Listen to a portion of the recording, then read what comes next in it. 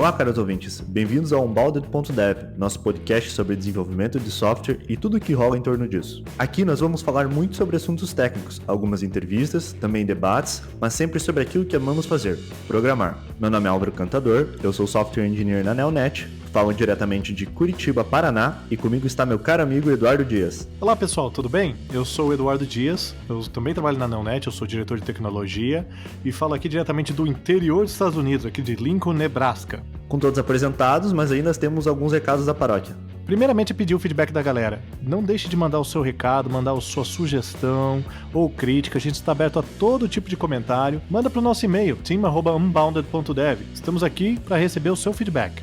E mais um recadinho aí, é que nós estamos em diversas plataformas de podcast. Então, dá uma olhada aí no Spotify, dá uma olhada no iTunes, no Google Podcast e também estamos no YouTube, o que não é uma plataforma, mas estamos lá.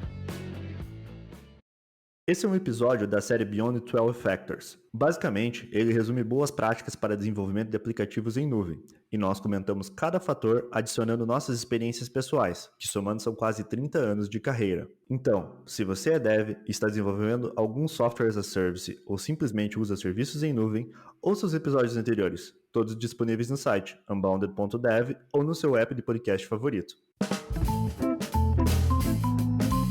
Neste episódio, nós vamos falar sobre gestão de dependências, que é o terceiro fator do Beyond 12 Factors. Gestão de dependência. Vamos sempre começar os nossos episódios com a pergunta do que é. É quando você faz a gestão... Eu tô ficando repetitivo, né? Mas não tem problema. É quando você faz da gestão dos componentes, das bibliotecas e que você utiliza em seu aplicativo no seu serviço. São as dependências do seu aplicativo. É desde uma biblioteca para ler um arquivo de CSV, de comunicar com um banco de dados ou de um outro serviço. Isso são as dependências em que você tem e a gestão delas é crítica para a sua prática de desenvolvimento de software, principalmente quando você faz um desenvolvimento de software distribuído ou desenvolvimento de software em nuvem. Agora que a gente fez esse refresh e a gente lembra o que é, e para aqueles desenvolvedores, né, que são mais antigos que eu, vamos falar da época da pedra lascada, vamos falar de como que era antigamente, das dores, né? Que quando a gente tinha que copiar uma DLL de um servidor de uma máquina para outra, ou quando a gente trabalhava como desenvolvedor e passava para uma equipe para fazer o deployment, a gente tinha que garantir que a gente mandava todas as DLLs, ou esperava que a DLL estivesse no lugar para rodar. No meu caso, ainda tem experiências que eu tinha que ligar para um call center e esperar 24 horas para eles darem downgrade na versão da minha ferramenta para que as dependências que eu usava estivessem lá também. Então era bem difícil. É interessante, né? Quando o servidor está mais atualizado do que a máquina do desenvolvedor, né? Aí o desenvolvedor pede para, ei, você pode voltar uma versão? Né? Essa eu acho que, Álvaro, eu acho que essa é uma das poucas ocasiões que eu vi uma situação como essa. Por favor, downgrade, né? Abaixa a versão aí, por favor. O patch quebrou. Então, quando a gente está aqui fazendo o deployment do aplicativo ou mandando os conteúdo do seu aplicativo, aquele arquivo zip bonito que você manda para o pessoal de infraestrutura para fazer o deploy, e ele vai fazer esse deploy, e você imagina que a sua dependência vai estar lá, e quando você percebe que não estava, e aí você faz aquele smoke test bacana, tudo funciona, mas esquece de testar aquela página, aquela parte do sistema, e quando roda em produção ele falha porque uma dependência não carregou. Né? Quem não viveu esse tipo de dor de cabeça?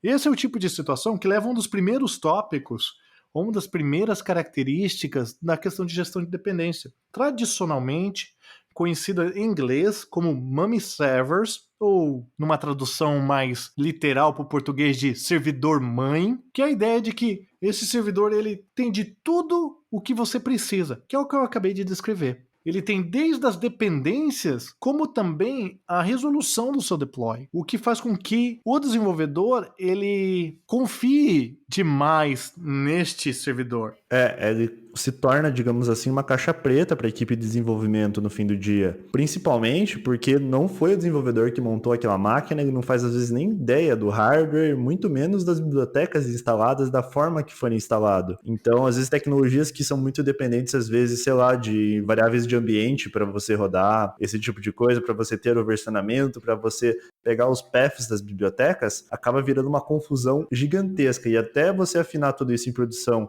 sendo um processo humano, vamos dizer assim, é tudo muito complicado se você não tiver uma gestão de dependência própria. E ainda mais quando é feito na mão. E aí você fala de questões de como que se dá problema, como que você resolve, como que você entende a diferença. A gente vai falar isso em um outro episódio, é um outro fator que é a paridade de ambientes. Isso afeta diretamente aquilo, porque como que você garante que a sua dependência no seu computador de desenvolvimento é a mesma que tem no servidor de produção? Se você tem essa black box, essa caixa preta, onde você, tá aqui meu código, resolve aí. Isso é muito difícil de você garantir que funciona, né? Eu acho que foi aí que surgiu de funciona na minha máquina, sabe aquele... A primeira vez... a primeira vez, não, funciona na minha máquina, tá tudo bem.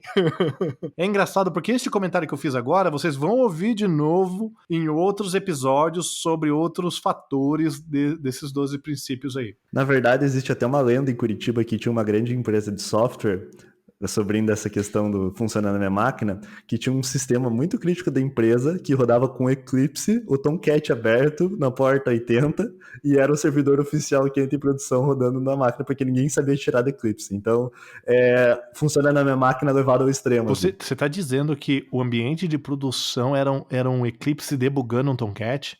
Exatamente, é uma lenda, né? Eu não sei, eu não vi pessoalmente, é que um amigo meu contou, mas, cara, sabendo do histórico da infraestrutura daquele local, eu não duvido nada. Olha, lenda ou não, eu não aposto nessa daí.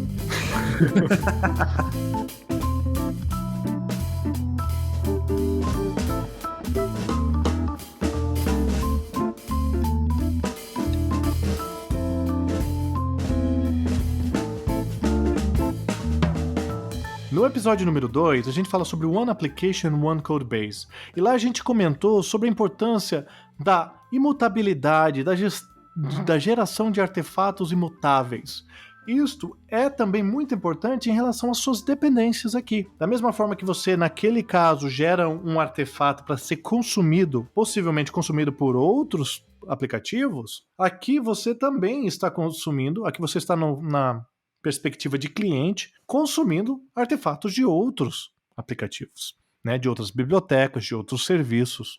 Então, a imutabilidade é essencial para que você possa ter mais confiança no seu ambiente, porque senão você vai acabar com uma situação de caixa preta que não tem certeza se a DLL, porque o nome é igual, não quer dizer que ela é a mesma versão. Aí que nasce os pacotes de deploy, os apps completos, eles num artefato único, que você tem um ponto de execução único e ele torna disponível para consumo dos clientes externos. Tanto que existe a célebre frase "Make jars not wars". Para quem não é do mundo de Java, existem dois tipos de pacotes intergáveis. Mais de um, na verdade, existem vários, mas dentre os dois ali temos o jar e o war. O war, basicamente, são alguns arquivos Java com as suas telas, enfim, com os artefatos de um app, e eles são feitos para serem publicados em application servers. São apps instalados em máquinas já pré-configurados com todas as dependências, é isso que a gente falou do Mommy Server, que tem tudo lá já pronto, e você sobe esse war lá para essa máquina, só que você tem que ter toda a gestão dos jars, as bibliotecas dependentes, e isso que dava tanto problema que a gente estava comentando. O falar sobre fazer jars em vez de wars é que com o jar, quando você entrega um jar único, ele se torna um artefato único. Ou seja, se eu botar só aquele jar para rodar, ele é autossuficiente. Se ele tiver, claro, com o Java instalado na máquina. Esse daí é um outro ponto, que a gente vai falar depois sobre infraestrutura, mas se tiver o Java na versão correta na máquina e eu mandar rodar só aquele jar, é o suficiente para rodar a aplicação inteira. Faz com que você tenha a confiança de que aquele produto integrável, ele está funcionando e está sofrendo, digamos assim, os testes, ele já passou pelos testes que você já desempenhou e está pronto para ir para a produção. E o que nos leva a falar, fazer uma menção honrosa ao Docker. Porque o Docker é um exemplo de artefatos ou que são imutáveis e empacotam todas as suas dependências. Né? Dá para dizer que o Docker é o jar do futuro. E bacana, a gente falou sobre a época da Pedra Lascada, um pouco dos dinossauros, o sofrimento daqueles que estiveram no passado e ainda estão por aí, né? Muita empresa hoje em dia ainda sofre com estruturas isoladas e equipes que fazem desenvolvimento, equipe que faz deployment, Xcopy, tudo isso, tem muita empresa ainda fazendo isso. A gente vê essa questão de empresas modernas fazendo DevOps e tal, mas a realidade é que uma grande porção do desenvolvimento de software, da indústria de desenvolvimento de software, tem práticas que você diria, uau, um pouco Brasil e antiquadas. Estados Unidos, não é só uma questão daqui. Lá nos Estados Unidos também é bem comum você ver isso. Eu não tenho tanto contexto assim, acho que o Eduardo tem mais, mas pelo que eu vi das viagens e até das consultorias que eu dou, geralmente no Brasil, muitas das empresas ainda têm essa estrutura arcaica, que o desenvolvedor não faz o deploy, mas lá fora isso ainda também é lei. É bem dessa, Álvaro, porque eu estou há quase 10 anos aqui nos Estados Unidos e muitas empresas, trabalhando como consultor, trabalhando como desenvolvimento de produto, que eu tive a oportunidade de testemunhar essas práticas, que vamos dizer assim, que você ficaria assustado. Então, existe em tudo quanto é lugar. Mas isso não quer dizer que está tudo perdido. Porque existem ferramentas hoje que permitem você ter uma gestão de dependência moderna, eficaz e confiável. Né? Muita gente, principalmente os desenvolvedores mais novos, em todos os nossos ouvintes, podem até não relacionar com esse assunto que a gente cobriu até agora, porque eles já nasceram dentro dessas ferramentas, já utilizando essas ferramentas. Então eles não tiveram, vamos dizer assim, o pesadelo das DLLs, como alguns de nós tivemos. Alguns exemplos de ferramentas de gestão de dependências modernas que ajudam os desenvolvedores hoje em dia são NuGet para .NET, Maven para Java, Blender para Ruby, NPM para Node. Essas ferramentas, elas são ferramentas responsáveis só pela gestão de dependências. E o grande benefício dessas ferramentas é que elas permitem que os desenvolvedores declarem as dependências e elas que cuidam de todo o trabalho de garantir que elas sejam satisfeitas no momento certo. É diferente de você ter e confiar num servidor. Você está confiando no seu ambiente final. Aqui você está declarando essa dependência e a ferramenta de gestão de dependência ela vai estar garantindo que vai trazer de um repositório centralizado, de um repositório confiável, aquela dependência durante a instalação, durante um build, durante um deployment, dependendo de como você faça. Então ela tira do servidor, daquele mum server que a gente comentou, e toma responsabilidade por aquilo. E sem contar o fato que, além dele deixar tudo mais seguro, mais simples, traz a paridade das diferenças, né, dos diferentes ambientes com as mesmas versões, com os mesmos, inclusive os mesmos hashes até, né, a maioria dessas ferramentas faz esse tipo de verificação, ele torna o processo... Eles têm os arquivos de log. Sim, ele torna o processo muito mais simples. Aprender Java, por exemplo, foi um problema, porque você tinha que baixar o jar, adicionar no path do Eclipse e fazer as referências, e às vezes você errava, e às vezes a versão do Java era diferente, fazia no Java 6 e estava usando 7, olha só, Java 6 mencionando aqui. Então, realmente, a ferramenta vem ali para não só para te garantir a segurança, mas ela torna o processo de desenvolvimento mais prático. Outro fato também é a menção honrosa ao tamanho das pastas de dependência. Eu acho que o Node Modules, que toda vez que você usa NPM e dá o NPM instalar alguma coisa, e acaba criando um buraco negro de dependências, às vezes até gigas ali de arquivos com tantos micro pacotes, micro frameworks que você tem em Node e ele vai criando. Então, sempre quando você for mandar, a dica aqui agora, na verdade, sempre quando você for mandar teu app Node para produção, tome cuidado com excessos de dependências. Cheque sempre as dependências que são exclusivamente para a produção, porque senão tua imagem Docker vai ficar com 3 GB e você nem sabe o porquê. Esse é um ponto muito importante, né, Álvaro? Eu acho que agora a gente começa falando sobre os cuidados e as dicas sobre a questão de gestão de dependência, que é uma coisa, você ter as suas dependências em um ambiente de desenvolvimento, ela pode vir com muita coisa a mais. Por exemplo, o que o Álvaro comentou, as suas dependências têm outras dependências que trazem documentação, que trazem arquivos.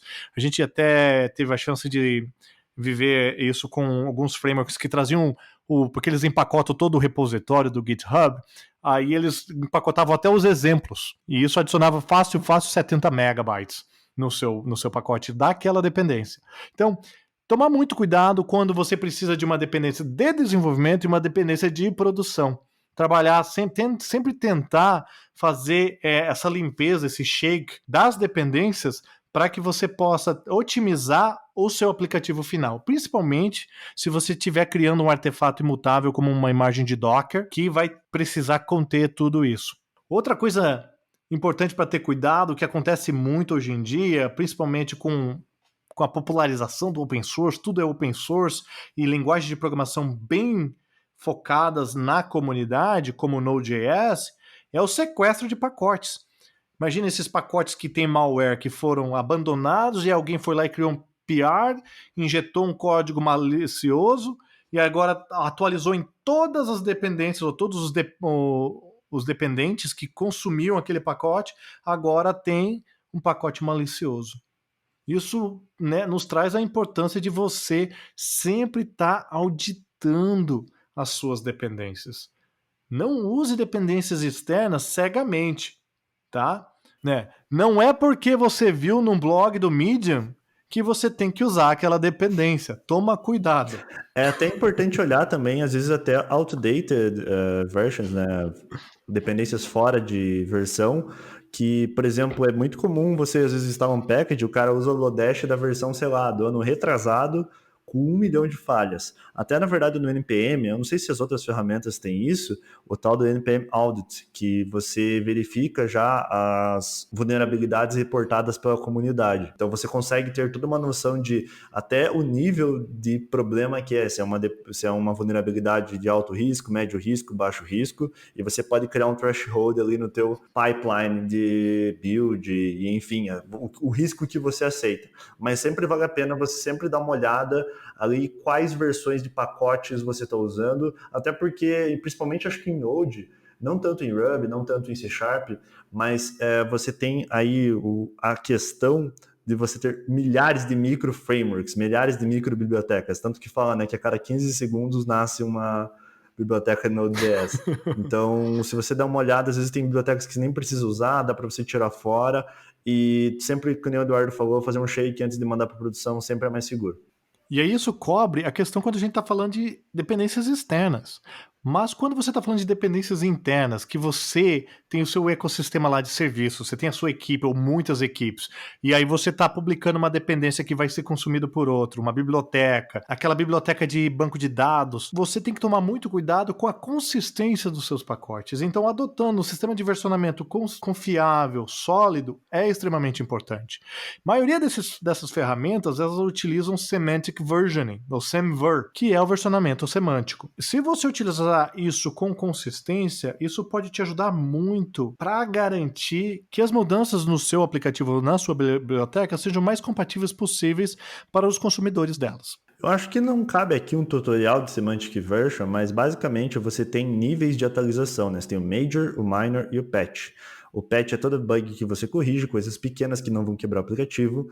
Minor geralmente são features novas, pequenas, mas que você não vai quebrar nada para trás. E a Major Backward você... compatible? Exatamente. E a Major Version provavelmente vai ter algo que vai quebrar as versões anteriores. Mas existem N jeitos de você fazer um versionamento. Por exemplo, o Ubuntu, você tem a versão que é o ano e o mês que lançou. Tem a versão também Long Term Support. O Node, por exemplo, como a gente usa sempre aqui como exemplo, ele tem as versões que são de release, que são as versões normais, que têm atualizações constantes, mas que elas saem de suporte, vamos dizer assim, elas saem da cobertura de suporte muito rápido. E você tem as versões LTS que elas continuam sendo mantidas por um tempo. Então essa questão da versão, ela permeia todo o teu desenvolvimento, não só nas suas dependências, mas é um tópico bem interessante de você pesquisar, é algo até subestimado, mas que ajuda muito no teu dia a dia. E com isso vem a importância de, se você estiver produzindo dependências ou pacotes ou artefatos, de ter um registro, um repositório de artefatos adequado. porque você não quer ter uma pasta compartilhada no servidor para fazer o armazenamento dessas dependências, né? Por favor. Usando um repositório, um registro, é essencial para que você possa distribuir e compartilhar as suas dependências, os seus pacotes internos. Então, você tem soluções open source para vários tipos de pacotes, porque pacote você está falando NPM, você está falando Maven, como a gente comentou, as ferramentas em si. Você tem serviços pagos, como o JFrog Artifactory, tem outros Nessus. Tem o GitHub Packages também, eu não sei até onde é grátis, onde não é, mas ele também está disponível lá dentro. Isso é verdade. Tem vários serviços lá que podem te ajudar com isso, mas sempre tem um servidorzinho open source, uma biblioteca open source, uma dependência open source, para que você possa utilizar, tá? Só toma cuidado com isso. Interessante que a gente falou sobre a questão de consumo de dependências externas, de consumo de dependências internas. A gente falou também um pouco sobre a questão de como era no passado, as dores, como que é feito hoje, as ferramentas modernas. Muitos desenvolvedores, principalmente os mais novos, que nasceram já no meio dessas ferramentas modernas, não conseguem relacionar esses problemas que eu mencionei sobre o passado, né, Álvaro, que a gente estava conversando aqui. Mas, com tudo isso junto, a importância de automatizar o máximo possível é crítica. Porque não importa se você tem uma ferramenta de gestão ou para armazenamento dos seus pacotes, das suas dependências, ou se você tem essa ferramenta aqui, se você tiver que fazer tudo isso manualmente. Pode funcionar para uma equipe pequena, com um software pequeno? Pode. Se você também não quer otimizar precocemente. Mas, conforme você cresce, conforme a sua equipe aumenta, conforme o teu produto escala, a automatização vai ser importantíssima para que você possa dar continuidade. Em pouco tempo você vai ver um aplicativo com dezenas, se não centenas de dependências. E daí você começa a escalar para centenas de aplicativos, que com centenas de dependências, e daí fica impossível, vira um dependency real basicamente para você.